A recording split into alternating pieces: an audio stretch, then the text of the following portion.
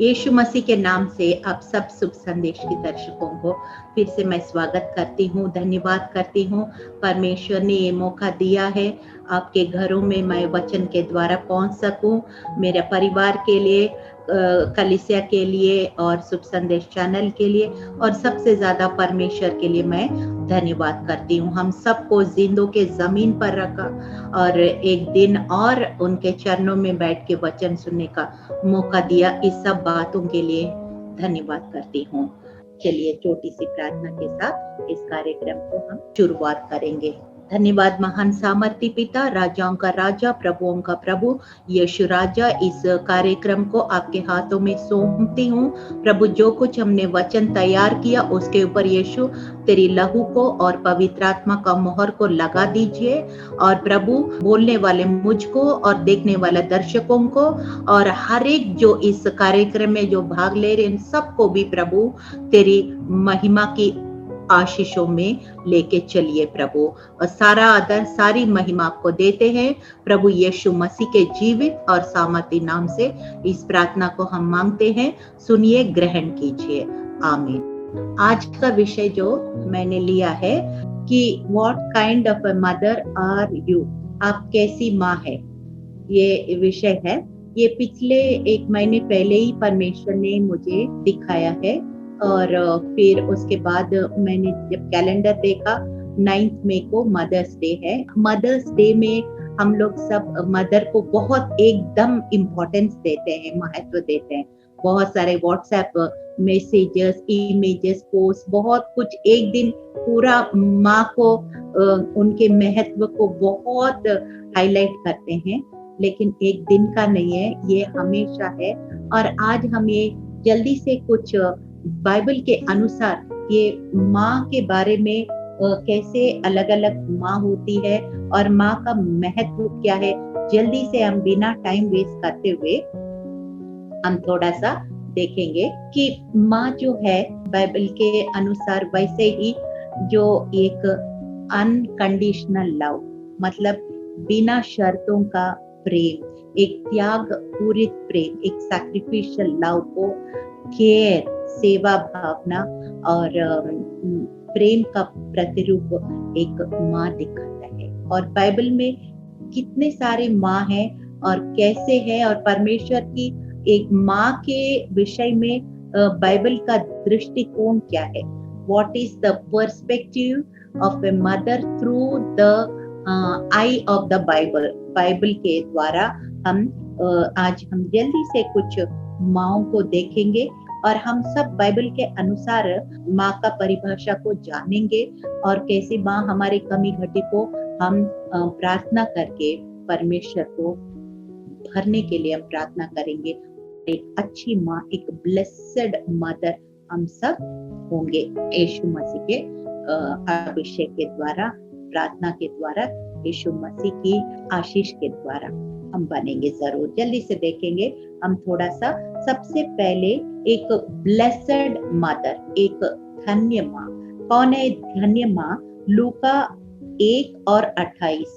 इसमें जल्दी से मैं एक वचन आपको पढ़ना चाहती हूँ। और स्वर्गदूत ने उसके पास भीतर आकर कहा, आनंद और जय तेरी हो जिस पर परमेश्वर का अनुग्रह हुआ है, प्रभु तेरे साथ हो।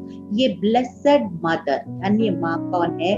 सबसे पहली ब्लेसेड मदर इज मेरी, मरियम। ये ब्लेसेड क्यों है? कई लोग बोलते हैं कि हवा के द्वारा, एक स्त्री के द्वारा इस दुनिया में पाप आया है, लेकिन एक स्त्री के द्वारा उद्धारकर्ता भी आया है। एक स्त्री के द्वारा की पुनरुत्थान की सुसमाचार भी पहले स्त्री के पास पहुंचा है। इसलिए वो जो श्राप हवा के द्वारा आया है वो इस तरह से वो बैलेंस हो गया, पूरा हो गया। इसलिए आप कोई भी ऐसे नहीं सोचना कि एक स्त्री है तो एक ऐसे गिल्टी फीलिंग हमारे अंदर नहीं आना चाहिए। सबसे पहले ये स्त्री जो है मरियम, हम उसको माँ जैसे, एक माता जैसे रूप में नहीं देख रहे हैं, लेकिन जरूर ये देखेंगे कि वो धन्य स्त्री थी, वो एक पवित्र स्त्री थी, इसलिए उनका गर्भ को परमेश्वर ने इस्तेमाल करके उद्धारकर्ता लोक कल्याण का काम किया, उसको इस पृथ्वी में लाने का अवसर उनको मिला है। इसलिए वो जरूर एक धन्य स्त्री थी और उनको सब आदर और सम्मान हम जरूर देंगे। यूहन्ना 19 का 26 और 27 में लिखा है, यीशु मसीह जब क्रूस के द्वारा उस क्रूस के बलिदान का काम हो रहा था, उस समय भी सारे चेलों के साथ उनकी माता मरियम भी थी। और प्रेरितों का 1 और 14 में हम देखते हैं, जब अपर रूम में जब पेंतिकोस का पहले कलीसिया उत्पन्न हुआ, पवित्र आत्मा का सामर्थ उतरा, उस 120 लोगों में उसकी माता भी थी। तरह से बहुत जगह हम देखते हैं, एक मरियम यूसुफ से मंगने के बाद बिना पुरुष के द्वारा वो पवित्र आत्मा का सहायता से यीशु मसीह को जन्म दिया, और बाद में उनका शादी होके और बच्चे हो गया, तो भी यीशु मसीह के लिए उनके दिल में एक अलग दर्जा थी। और फिर इसी वजह से लगातार हम देखते हैं कि वेडिंग इन काना में भी, काना का विवाह में भी कई जगह हम देखते हैं कि ये मरियम माता हो के भी यीशु मसीह से बहुत आत्मिक बातें सीख रही थी, चेलों के बराबर वो भी सीख रही थी, और पूरा उनका सैल्वेशन का उद्धार का काम सब कुछ उसने अपने आंखों से देखा था और कलीसिया को पैदा हुए देखा था। इसलिए वो एक धन्य माँ कहलाती है। और फिर दूसरा जल्दी से हम देखेंगे, एक डेडिकेटेड मदर, एक वफादार माँ बोल सकते हैं, एक हन्ना। हम जल्दी से इस हन्ना के बारे में थोड़ा सा पढ़ेंगे। 1 सैमुएल चैप्टर 1 वर्स 24 to 28 में पढ़ रही हूँ।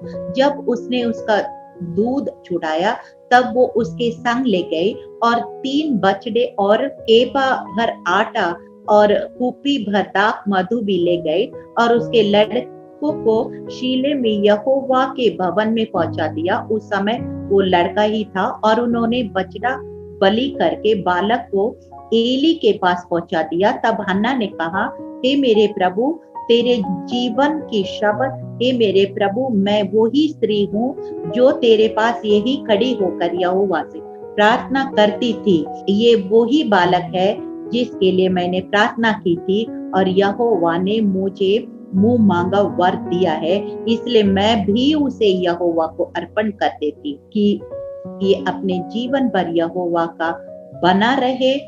तब उसने वही यहोवा को दंडवत किया। हालेलुया।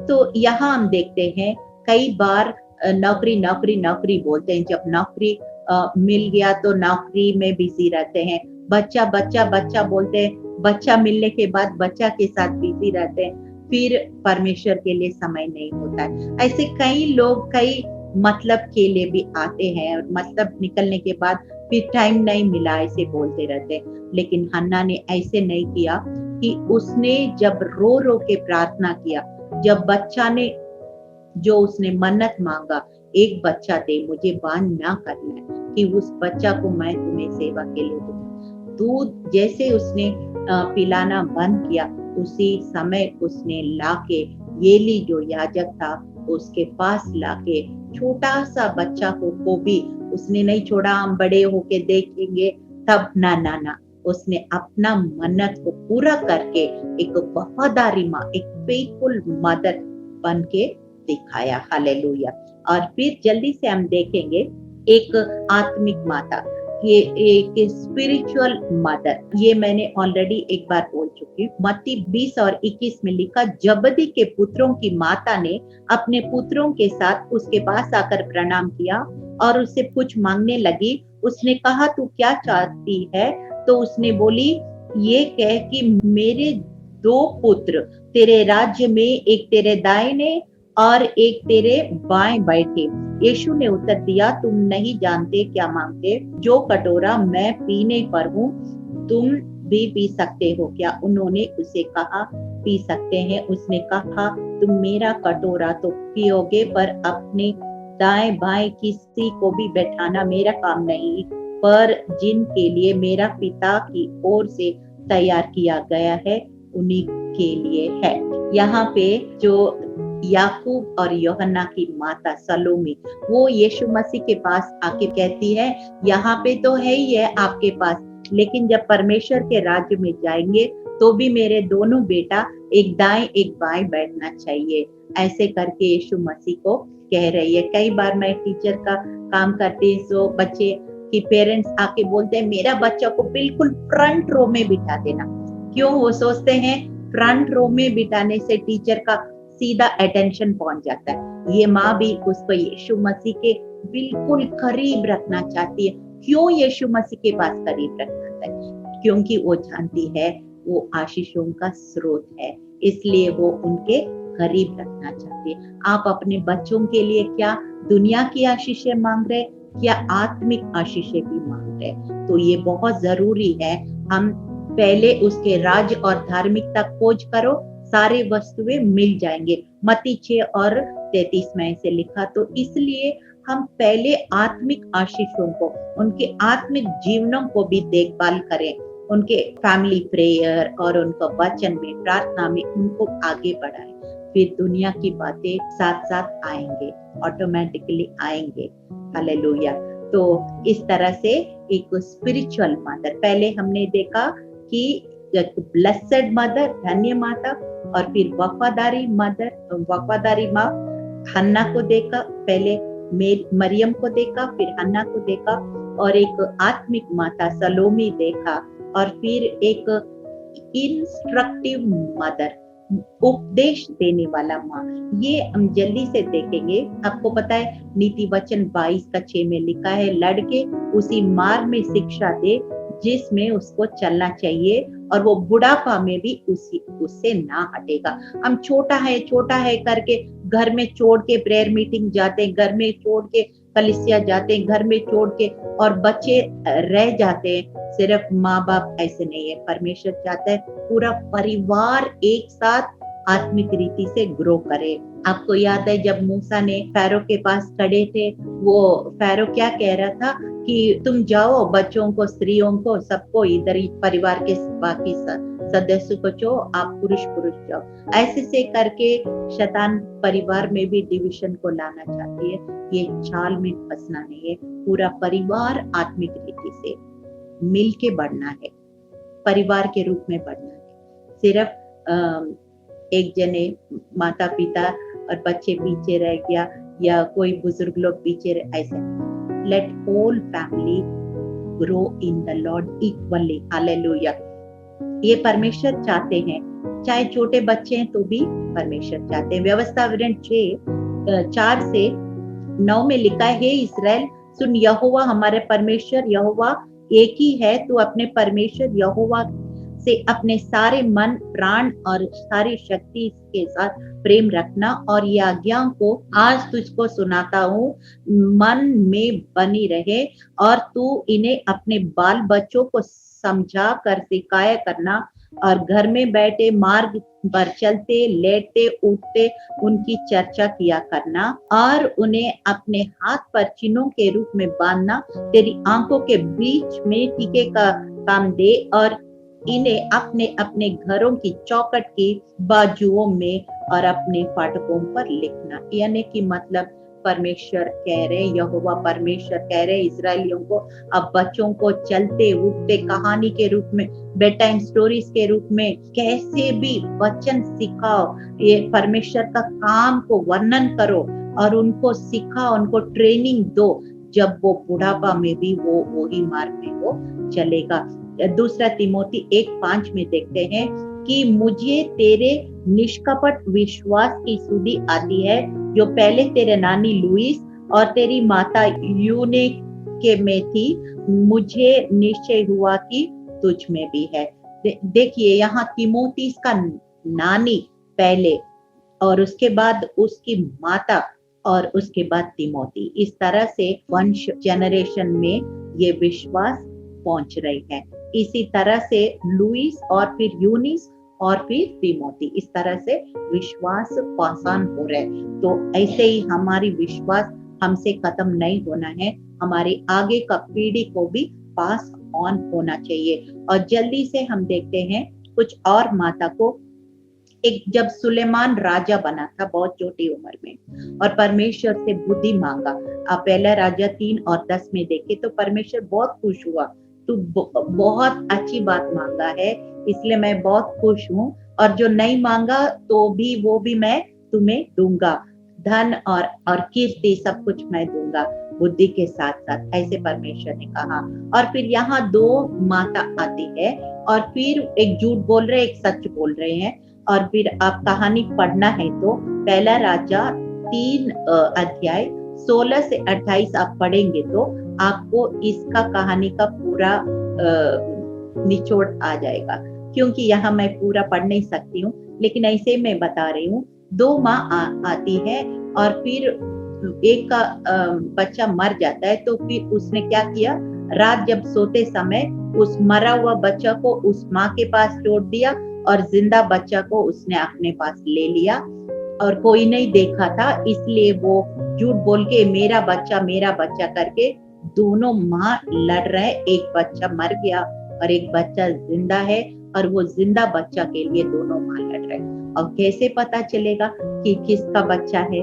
लेकिन फिर वो एक परीक्षा रखा है। सुलेमान ने कहा अच्छा ठीक है, आप लड़ो मत, अभी एक काम करते हैं, इस बच्चा को 2 टुकड़ा करते हैं और एक टुकड़ा तुम ले लो, एक टुकड़ा तुम लो। और जो सच्ची माँ उसने क्या सोचा, बच्चा कैसे भी कहीं भी जिंदा रहना चाहिए, वो मरना नहीं चाहिए, इसलिए बोला नहीं नहीं नहीं नहीं, उस बच्चा को मारो मत, उसी को दे दो, वो जिंदा रहेगा, वही ठीक है। ऐसे करके जब उसने बोला, सुलेमान को एकदम पहचान आ गया कि वही सच्चा माँ है, सच्ची माँ है, क्योंकि वो बच्चा को मरना नहीं देखता है, वो मरना नहीं चाहता। तो इसलिए फिर तुरंत उसने उस बच्चा को दे दिया, और फिर वही सच्ची माँ है। तो इसमें हम देखते हैं सच्ची माँ क्या सोचती है, अपने बच्चा का भलाई देखती है, वो जिंदा रहना देखती है, और उसकी चाहे कैसे भी हो वो देख नहीं सकते बच्चा को बुरा होते हुए। तो इसी पहचान होती है ट्रू मदर। सबसे पहले हमने देखा ब्लेसेड मदर, धन्य माँ, फिर वफादार माँ, पहले मरियम और फिर हन्ना, फिर आत्मिक माँ सलोमी, और फिर इंस्ट्रक्टिव मदर, उपदेश देने वाली माँ लुइस और यूनिस, और फिर सच्ची माँ यहाँ देखा है। और फिर जल्दी से हम देखेंगे ब्रेव मदर, ये एक धैर्य से भरा हुआ माँ है। ये निर्गमन 2 का 1 से 4 में आप देखते हैं, आप सबको पता है, मैंने पहले भी एक बार बता चुकी हूँ, जब लेवी के घराने में एक पुरुष के एक लेवी वंश की स्त्री ब्याह लिया और स्त्री गर्भवती हुई और उसका एक पुत्र उत्पन्न हुआ, और वो देखकर ये बालक सुंदर है, 3 महीने तक छिपा रखा, और छिपा नहीं रख सकी, तब उसने सरकंडों का एक टोकरी लेकर उस पर चिकनी मिट्टी और राल लगाकर उसमें बालक को रखकर नील नदी के किनारे कांसों के बीच छोड़ आए, और वो बालक की बहन दूर खड़ी रही कि वो देखो उसका क्या हाल होगा। याकूबेद का समय में जब उसका बेटा हुआ तो राजा का आज्ञा थी कि बेटा हो तो उसको नील नदी में फेंकना चाहिए, और फिर बेटी है तो जिंदा रख सकते, ये था। लेकिन यहाँ पे 3 महीने तक बालक को छुपा रखी और नहीं रख सका, जब उसने एक सरकंडों के टोकरी रख के प्रार्थना करके उसने छोड़ दी, और फिर देखा बाद में कहानी आपको पता है किस तरह से वो फैरो का महल में ही खुद उनकी माँ से ही वो बच्चा बड़ा हुआ, और वो मूसा बन गया, और इस्राएलियों का मिस्र से लाने का वो छुटकारे का कारण बन गया। तो किस तरह से उसने धैर्य दिखाया, और फिर उस समय वो ये धैर्य का काम नहीं करता तो शायद इस्राएलियों को वो छुटकारा नहीं होता, या कभी बहुत देर से होता, या कुछ और भी होता। तो इस माँ के धैर्य के काम की वजह से बहुत बड़ा मूसा तैयार हुआ है। हालेलुया। तो इस तरह से कुछ और माँ जल्दी से हम देखेंगे, फिर हम प्रार्थना में चलेंगे। की सबसे पहली माँ, फर्स्ट मदर हवा, उसको हम पढ़ते हैं उत्पत्ति का 4 और 25 और 26। आदम अपनी पत्नी के पास फिर गया और उसने एक पुत्र को जन्म दिया। उसका नाम ये कहकर शेत रखा कि परमेश्वर ने मेरे लिए हाबिल के बदले जिसके केन ने मारा था एक और वंश प्रदान किया, और शेत के भी एक पुत्र उत्पन्न हुआ और उसने उसका नाम यनोश रखा। उसी समय से लोग यहोवा से प्रार्थना करने लगे। जो पहली माँ थी हवा, और उसका केन और हाबिल का स्टोरी आपको पता है। केन ने हाबिल को मारा तो फिर केन को श्राप हो गया और वो देश वेगाबान, देश में जो घूमता है, ऐसे श्राप हो गया, घूमते रहा। ये दोनों बच्चे का ऐसे हो गया। तो परमेश्वर ने तीसरा बच्चा दिया जिसका नाम शेत है, और उसके द्वारा फिर वो जो सृष्टि है वो जो मल्टीप्लाई हुआ, आगे सृष्टि बढ़ गया। ये शेत के द्वारा फिर आगे बढ़ा। तो इस तरह से हम पहले माँ, फर्स्ट मदर को देखते हैं। और फिर उसके बाद हम देखते हैं कि जो कुछ अज्ञान और इग्नोरेंट और शॉर्ट साइटेड मदर्स, ये कुछ होते हैं। जाबेज का मदर आपको पता है, 2-3 बार मैंने पहले भी बोल चुका है। पहला इतिहास 4 और 9 और 10 में लिखा है, जाबेज ने पीड़ा उठाने से क्या पीड़ा नाम रखेंगे, लेकिन उसने ऐसे पीड़ा नाम रखा, उसका जिंदगी पीड़ा से भरा हुआ था। और लेकिन एक दिन आया, उसका कहानी बदल गया। और फिर लिखा कि परमेश्वर उसने इतना आशीषित किया कि उसकी पीड़ा से उसका स्टोरी बदल के महिमा में प्रतिष्ठित हुआ, और उसके सारे जितने भाई हैं उस घराने में उन सबसे ज्यादा अधिक प्रतिष्ठित हुआ। और फिर हम देखते हैं एक ऐसे शॉर्ट साइटेड मदर या इग्नोरेंट मदर कह सकते हैं कि कई बार एक माँ होके एक रॉन्ग एग्जाम्पल नहीं सेट करना है, गलत उदाहरण नहीं रखना है। कि यहाँ पे आइसक के जो वाइफ है रेबेका, उसने क्या किया, अगर उत्पत्ति का 25 का 13 में अगर हम पढ़ेंगे तो वहां पे लिखा है, यहोवा ने उसे कहा, तेरे घर में 2 जातियां हैं, तेरे कोख से निकलते ही राज्य के लोग अलग अलग होंगे, 2 राज्य के लोग अलग अलग होंगे, और एक राज्य के लोग दूसरे से अधिक सामर्थी होंगे और बड़ा छोटा से अधिक होगा। यहाँ पे क्या हुआ, ईसाव और याकूब 2 बच्चे थे रेबेका के पेट में, और ईसाव पहले आया, फिर वो पीछे हो गया, और फिर उसका जो पैर को याकूब ने ऐसे पकड़ा था। तो जब उसने दाई ने देखा ये चीटर है, तो उसका नाम ही चीटर मतलब याकूब रख दिया। लेकिन बाद में परमेश्वर को उसका नाम बदलना पड़ा, याकूब को इजराइल बदलना पड़ा। और फिर जब उसका पिताजी उसको आशीष दे रहे थे, तब भी उसने बेटा से झूठ बुलवाया। आपको पूरा कहानी पता है, कैसे उस ईसाव का कपड़ा पहना के उसने आशीष किया तो है, लेकिन बाद में कितना उसको दुख सहना पड़ा। लाबान ने उसको 20 साल गुलामी करवा के फिर 20 साल में जाके उसका छुटकारा हुआ। कई बार हम मदर्स हो के भी हम गलत एग्जाम्पल अपने बच्चों को सेट करते हैं, जिस वजह से बच्चे उसका भुगतना पड़ता है। ऐसे माँ कोई नहीं बनना चाहिए, ऐसे शॉर्ट साइटेड, उसी समय की फायदा नहीं देखना है कि हम दूर दृष्टि रखना है, ऐसे माँ हमको बनना है। और फिर एक डेस्परेट मदर, एक मरकुस 7 का 27 में एक कहानी है, बहुत मैं एक लाइन में सिर्फ आपको बता रही हूँ। वहां पे एक माँ थी जो अपनी बेटी से बहुत परेशान थी। यीशु मसीह के पास आते हैं तो यीशु मसीह ने कहा कि मरकुस 7 का 27 में लिखा है, उसने कहा पहले लड़कों को तृप्त होने दे, क्योंकि लड़कों की रोटी लेकर कुत्तों के आगे डालना उचित नहीं है। यीशु मसीह ने कहा, मैं इजरायलियों के लिए आया हूँ, अन्य देश का लोग को मैं बच्चों का जो रोटी है वो कुत्तों को नहीं डालूंगा।